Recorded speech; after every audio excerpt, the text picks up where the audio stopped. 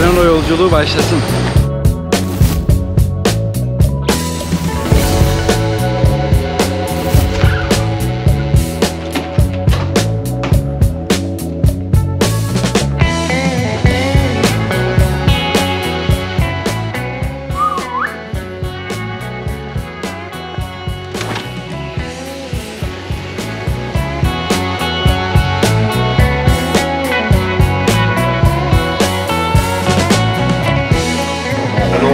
Introduction of due to COVID.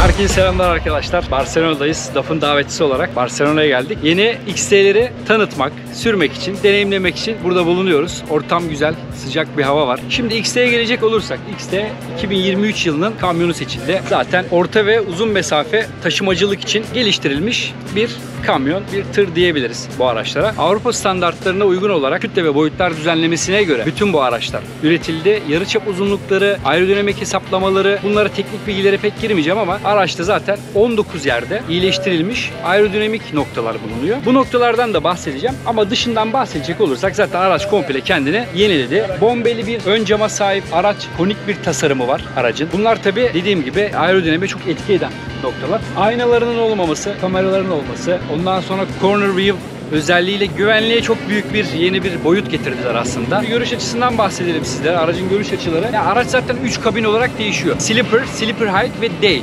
Yani günlük kullanım için. Biraz daha uzun mesafeler için yataklı kabinler. Ya bunları ayırt etmeniz çok kolay zaten. Yeni XF'lerde zaten 1997 yılından bu yana üretilen XF'lerde, DAF'ın XF'lerinde aslında imaj olarak sektörün lideriydi. Yani zaten her şoförün isteği, birçok şoförün isteği daha doğrusu, geniş bir kabine sahip olmak ve geniş bir kabinde seyahat etmek. Bunlar her şoförün hayalidir. DAF da 1997 yılından beri XF'le beraber sektörün imaj lideri oldu aslında bir bakıma bu kabinlerle. Şöyle bir durum var. Görüş mesafesi biz şoförler için çok önemli bir ayrıntı. Tıra bindiğimiz zaman etrafı görmek istiyoruz. Yayaları, işte güvenli bir sürüş, şehir içlerine giriyoruz. Bakın burası da bir şehir içi. Az önce burada da kullandık. Zaten bizi özellikle böyle bir yere getirmişler ki bu güvenlik donanımlarını iyice deneyimlemek adına. Şöyle söyleyeyim, bu araçta güvenlik olarak corner view özelliği var. Şu kısımdan başlıyor. Şuraları görebiliyorsun. Ta ki dorsenin arkasına kadar, kıçına kadar görebiliyorsun. Kabinin içine girdiğiniz zaman da benim ilk dikkatimi çeken, bu ön camdan bahsediyorlar ama hani basık bir ön camı var. Geniş bir görüş açılı. Benim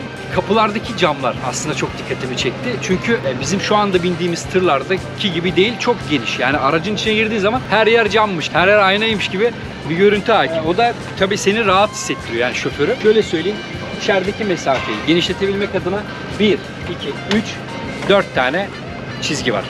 Yani ızgaraya konumlandırılmış krom detaylı 4 tane hat var. Bu XF'lerde 5 tane, XG'lerde de, XG Plus'larda da 6 tane mevcut. Bu sürücüye şu kısmın genişlemesini 17 santimlik bir genişleme sunuyor burada sürücü için. Az önce de bahsettim.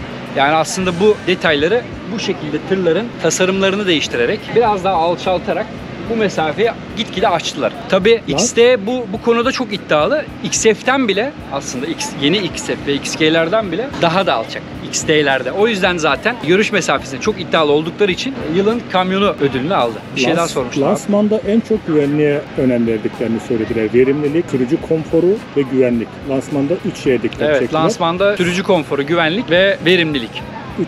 Üçüne dikkat ettiler. Biraz önce test ettin. Sürüş konforundan bahsedersin. Sürüş konforundan bahsedeyim. Beni en çok etkileyen sürüş konforundaki olay şu oldu. Otobandayız. Önümde de bir tır vardı. Zaten araçlarda adaptif kruz, şerit takip asistanı, otomatik frenleme vesaire hepsi mevcut. Önümdeki tır otobanda gidiyorduk. Otobandan çıktık. Bu istikamete doğru geliyorduk. Yavaşladı. Ben takip mesafesi ayarlamıştım. Ona göre benim aracım da, sürdüğüm araç da yavaşladı. Döner kavşağa geldik. Ben herhalde frene basacağım dedim. Duracak. Araba bayağı yavaşladı önümdeki. Bu da yavaşladı. Bayağı yani düşük hızlara düştük. 15'lere falan düştük. Döner kavşağa döndük. Tekrar hızlanmaya başlıyoruz. Ben ne gaza bastım ne de frene. Yani kendi kendine araç hem yavaşladı hem de hızlandı. Öndeki aracı baz alarak, onun hızını baz alarak yavaşladı. Beni en çok açıkçası etkileyen bu oldu. Şimdi içine de bakacak olursak az sonra bakarız. Dışarıdaki bu güvenlik olayları beni çok etkiledi. Bir diğer aslında güvenlik olayı da şu. Savunmasız yol kullanıcılar arkadaşlar. Bunlar kimler oluyor? Bisikletliler, savunmasız yol kullanıcıları, yayalar, çocuklar. Şurada kaldırım penceresi dediğimiz kapıya pencere açmışlar. O da çok güzel olmuş. Kaldırımı görebiliyorsunuz. Ben çünkü az önce baktım. Yayaları, bisikletlileri, o da zaten bisikletliler çok fazla. Hani belki bir de bunu düşünerek de tasarlanmış. Yanınızda biri yoksa genelde zaten şoförler tek seyahat ediyorlar. Şöyle Bunu da kaldırdığınız zaman şu koltuğu da tam anlamıyla buraya olduğu gibi görebiliyorsunuz. Yani hiçbir şey kaçmamış oluyor gözünüzden. Corner view ile de köşeleri arkaya kadar her yeri görebiliyorsunuz. Şurada da night lock diye yazmışlar. Bu da gece kilidi. Arkadaşlar şurada gösterelim hemen. İçeride oluyor. Gece kilidi şöyle açıp kapatabiliyorsunuz. Bu niye önemli? Şimdi ben İtalya'ya biliyorsunuz. İtalya'ya çok çalıştım. İtalya'da biraz aşağı İtalyalarda özellikle çok sıkıntılı durumlar yaşanıyor. Özellikle brandayı kesiyorlar. Hırsızlık olayları çok fazla. Birkaç kere benim de başıma geldi. Yani şoförün çok zor durumlarda yaşadığı anlar da oluyor. Dövülen şoförler de oluyor. Bunları duyuyoruz. Şu anda gitmiyorum ama içeriden kapıları gece yatarken kemerle, yük kemerleriyle birbirine bağlayıp yatardım. Ama şu an bu night lock'la kapıyı açamıyorsunuz diye biliyorum. Bu sistemle şoförler rahat bir şekilde uykularını alabilirler. LED'ler zaten farlar tam anlamıyla LED. Viraj destekli farlar var. İçeride de aynı şekilde bunlar tabii hem ekonomik olarak hem de daha uzun kullanım ömrü olarak LED'lerin kullanılması bence güzel bir detay. Tamponlarımız krom kaplama, çelik bir tamponu var. Bu da tabii herhangi bir kaza durumunda biraz esnemeye vesaire daha az hasarla atlatmaya yarayan şeyler. Alüminyum. Bunları her defasında söylüyorum. Aslında alüminyum malzemelerden üretiliyor ki şoförler buraya çıkarken kaymasın. Bizim meslektaşlarımızın çoğu buraya çıkarken ayakları kayıp düşenler olmuş oluyor. Bu da bence bir güvenlik şeysi. Yani bunu hatırlatmaya gerek yok ama. İnme binme nasıl araca? İniş binişte? İniş biniş zaten bunlar XT'ler günlük kullanıma uygun üretildi. O yüzden aks aralıklarıyla alakalı aslında. Bu araç 10 santim daha aşağıda konumlandırıldı. Kabin başlangıç seviyesi de zaten şöyle günlük kullanım. Tak tak. Çıktınız. Yani günlük şehir içi kullanımlarda şoförler çok fazla indi bindi yapıyorlar. O yüzden bence güzel olmuş yani bu detay. Günlük kullanıma çok uygun bir yapıda. Şimdi kaputu açalım. Aerodinamik dedik. Kütle ve boyutlar düzenlemesi dedik. Aerodinamik araçlarda çok önemli bir etken. Bu araçlar %10'a kadar aslında yakıt tasarrufu sağladığını iddia ediyorlar. Tabii bunları uzun kullanım sonrasında belki deneyimleme şansımız olur ama burada şu anda bunu anlayamayız. Ama öyle olduğunu iddia ediyorlar. Aerodinamikte çok etkiler var. Şöyle ön kaputu açtığımız zaman direkt gözüme şu çarpıyor, şu plastik. Bu ne yapıyor? Aslında bir şut. Şuradan giren havanın aşağıya kaçmamasını engelliyor. Aynı şekilde şurada da 2 tane konumlandırılmış. Bununla beraber, şu üsttekiyle beraber burayı böyle komple paket ediyor. Giren havayı hiçbir yere kaçmasını, yani kaçmıyor. Yani hava direkt motora girmiş oluyor. Ve aynı şey şu köşe panelleri. Bunlar köşe panelleri arkadaşlar. Bunlar da dikkat ederseniz elips şeklinde yapılmış. Aslında bunlar da aerodinamiğe çok etkisi var. Havayı buradan şöyle şu kısma doğru itiyor. Alttan da aynı şekilde. Bunların hepsinin bu şekilde olmasının bir sebebi var. Söylemek istediğim o. Şurada da gördüğünüz gibi hemen yine plastik var. Şu alt kısmı havanın kaçmasını engelliyor. Bakın havayı buradan, şurası kapalı. Havayı buradan direkt tahliye ediyor buraya. Bakın burada da kapalı. Şurayı görüyor musunuz? Giren havanın şuradan da kaçmasını ve dışarıya tamamen aracın yan taraflarına havayı tahliye edip hızını kesmemesi adına yapılmış bir aerodinamik tasarım. Hepsi işlevsel. Yani plastiğin burada ne işi var belki diyebiliriz. Sıra aşina değilseniz ama bunların hepsi işlevsel. Yine bu şekilde tekerlek üstü deflektörlerinden de havayı bu şekilde arkaya doğru atmış bulunuyor. Kapalı, şu şekilde kapalı çamurluğumuzun olması da ekstra bir avantaj. Şöyle gördüğünüz gibi yine havanın bir yere kaçmasına engel oluyor. Şu yanlardan da havayı şu şekilde aşağıya doğru, bakın daha da devam ediyor. Yani oradan başlayıp bitirmiyor. Şuraya kadar böyle havayı hiçbir şekilde arabanın üstüne bırakmıyor. Kenarlardan, yanlardan tahliye ediyor. Şu kısmın şöyle bakalım. Ama buraya da gelmişken.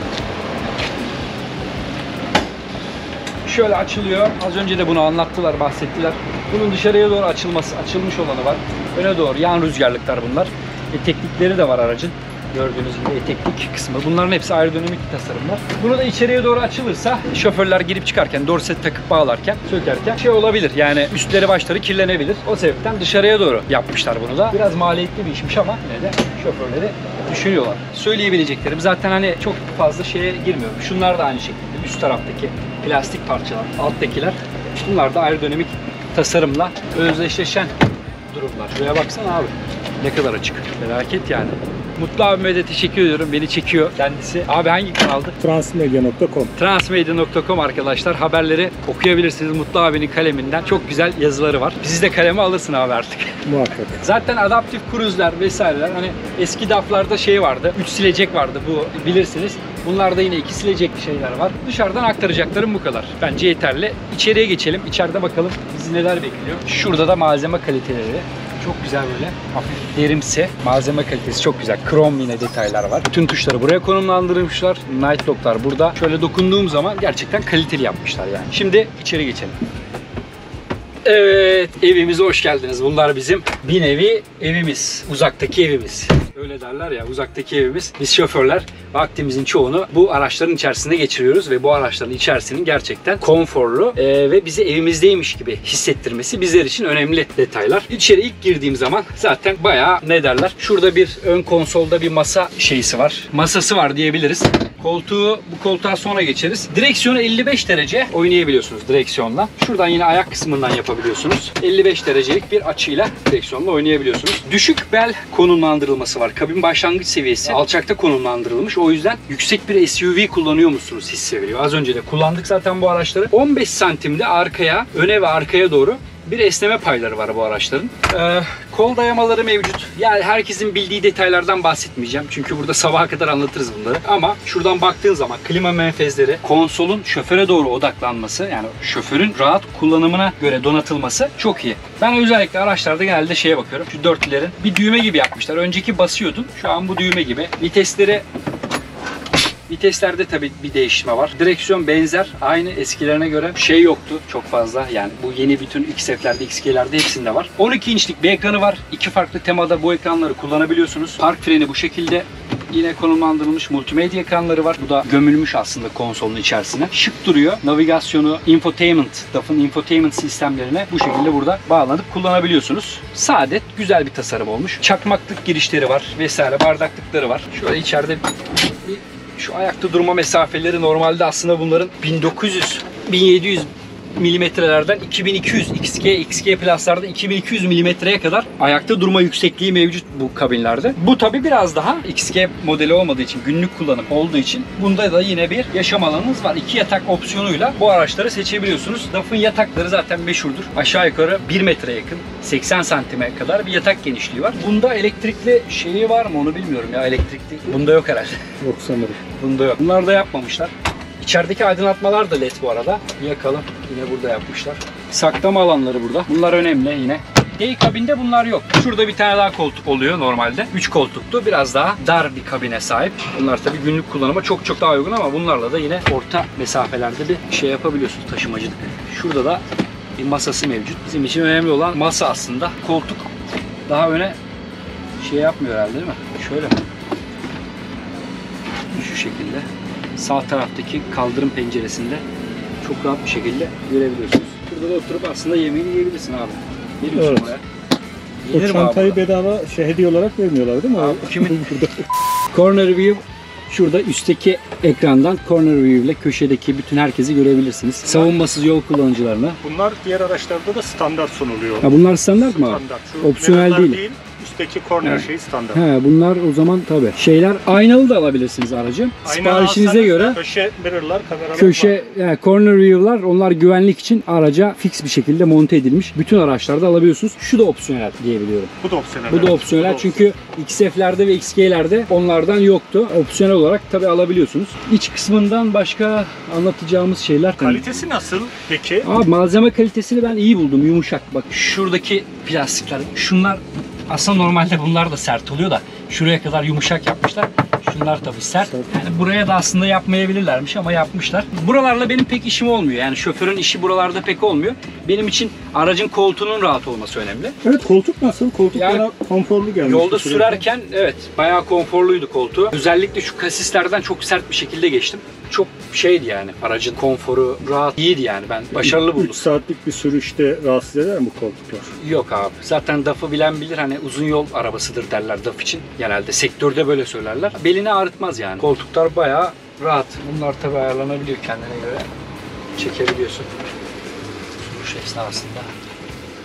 Malzeme kalitesi, direksiyondaki de yine krom detaylar var. Eller direksiyonda, gözler yolda mottosu benimsenmiş aslında DAF'ta. Şu şekilde sol taraftaki panelden bütün hız limitlerini, tempomatı, adaptif cruise kontrol, öndeki araca mesafeyi vesaire ayarlayabiliyorsun. Bir diğer nokta da aslında araçlardaki bu kaza durumları. Biz şoförleri etkileyen olaylar aslında. Psikolojik olarak da çok etkileniyoruz ama bu tarz böyle yenilikler duyunca da hoşumuza gitmiyor değil. Araç herhangi bir kaza durumunda oturduğumuz yerin 40 santime kadar bir esneme olayı var. Kabinin daha doğrusu. kabinin değil mi? Kabin. Aşağısı Aha. sabit kalıyor. Kabin Evet. 40 santim sandviç etkisi diyorlar. Tost etkisi. Tost Çünkü arkadan da bir baskı geliyor. Biz önden çarptığımız zaman bir yere, arkadan da aslında bizim asıl ağırlık merkezimiz arkası. Çünkü ağır taraf arka taraf. O bir yüzden yere kadar herhalde kırılıyor, eziliyor ama altta sürücü... da bir demir varmış. Evet, altta da var. Bir yerden sonra aslında sürücüye güvenli bir kabin ortamı Kafes. da... Kafes.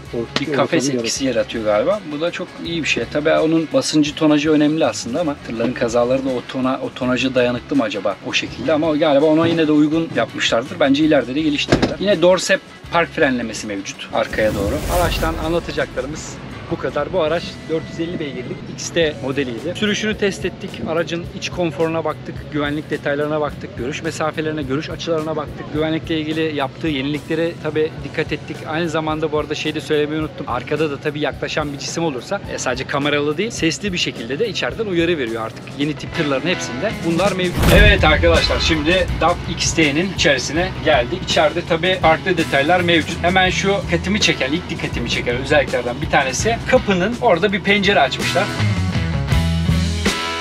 Oradan bütün yayaları falan görebiliyorsunuz. Yani güvenlik adına güzel bir özellik bence. Zaten aynalar yok. Bunlar da aerodinamiğe büyük bir etki eden faktörlerden bir tanesi. Kameralarla görebiliyorsunuz sağı ve solu. Aynı zamanda corner view özelliğiyle de şu üst kamerada, bakın şuradan önümüzden yayalar geçiyor. Bakın onları orada kamerada görebiliyorum. Kamerada böyle görebiliyorum onları. Yani savunmasız yol kullanıcıları için güzel bir detay diyebiliriz. Benim kullandığım zaten çimento kamyonu diyebiliriz. Yine 4x2 şasi. Şimdi sürüşe geçelim. Ben ilk defa kullanacağım. Daha önce kullanmıştım zaten ama aynasız ilk defa süreceğim. Yola çıkabiliriz. Bakalım bana ne gibi bir deneyim yaşatacak. Başlayalım. Bu arada araç yüklü. İnşallah sesim de güzel geliyordur. Vallahi biraz alışması zor olacak ama.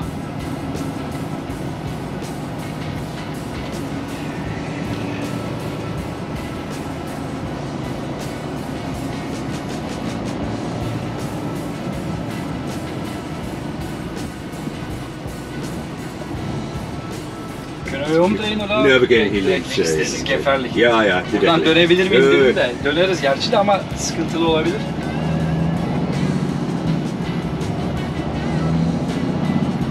Şeyde aynalarda bu yandaki şeylere ne kadar yakın olduğunuzu da gösteriyor. Kırmızı çizgiler falan var. Şurada da gösteriyor. Kırmızı, sarı çizgiler var. Hani neye ne kadar yakınsınız gibi. Alışılması zor değil yani, kolay.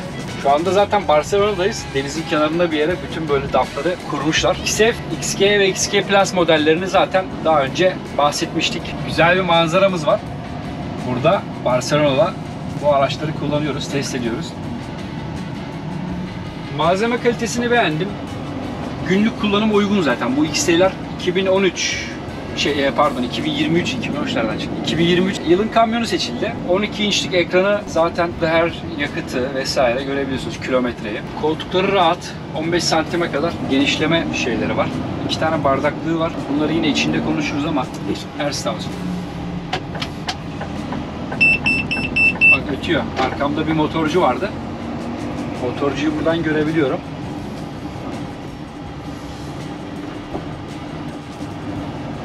Barcelona sokaklarında, İspanya sokaklarında, limanda sürüşümüz gerçekleşiyor. Sıcak bir hava var.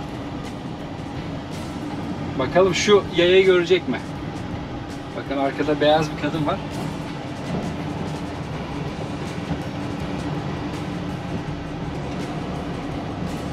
Ona olan mesafeyi falan ölecek. Güvenlik konusunda bayağı bir şey atlamış yani.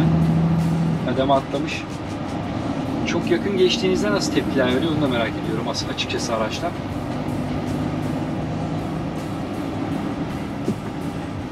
Oralar hep Gibt es Retarder oder Nee, nur Motorbremsen. Nur motorbremse. Okey, zaten şu anda DAF XT'ler bu motor freni de iddialı. Ben daha önce XF kullanıyordum bildiğiniz gibi. Ve İtalya'dan Avusturya'ya girdiğim zaman çok dar ve bayağı eğimli bir iniş yapıyorduk. Orada kaçış rampaları falan da vardı. İzleyen arkadaşlar bilirler. Orada motor freniyle iniyordum. Şu şekilde. EMG mi diyorlar ona? Bir şey diyorlar. Onun bir adı vardı. Unuttum şu anda da. Buradan ayarlıyordum mesela tempomattan. Hız sabitleyicisinden. 60'lık bir yolda. 60 ayarlıyordum. 2 tane de opsiyon veriyordum. 62'ye kadar kendini bırakabilir diye. 60'ı geçtiği zaman hemen otomatik frenliyordu orada yani. Tabii bazen çok motoru zorladığımı da hissediyordum. Yağ basınçları vesaire yüksek sıcaklıklara erişiyordu. Hemen bir eterder çekiyordum. Benimkisi fulldü çünkü aracım. Bazen öyle durumlarda ayak frenini kullanıyorum. Vallahi ben alıştım diyebilirim. Yani çok öyle zor, göründüğü kadar zor bir olay yok. Buradan zaten o tarafa bakmışsın. Aynaya. Sinyalimizi verelim.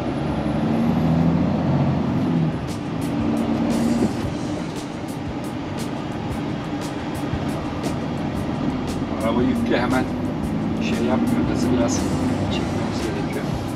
Gayet rahat görebiliyorsunuz. Bak, kör nokta diye bir şey yok. Şuradan da görüyorum. Yani arabayı komple görebiliyorum. Yani hiçbir arabaya es vermiyor. Buradan geçtiğini de şuradan da bakıp görebiliyorsunuz. Ekstra pencereler var. Bu aslında kaldırım penceresi diyorlar. Şu an kaldırımı da görebiliyorum. Adaptif cruise kontrolü var. Şerit takip asistanı var. Acil frenlemesi var. Aracımız bu. Umarım daha uzun bir şekilde de test edip sürme şansımız olur. Barcelona'dan herkese sevgilerle görüşmek üzere. Hoşçakalın.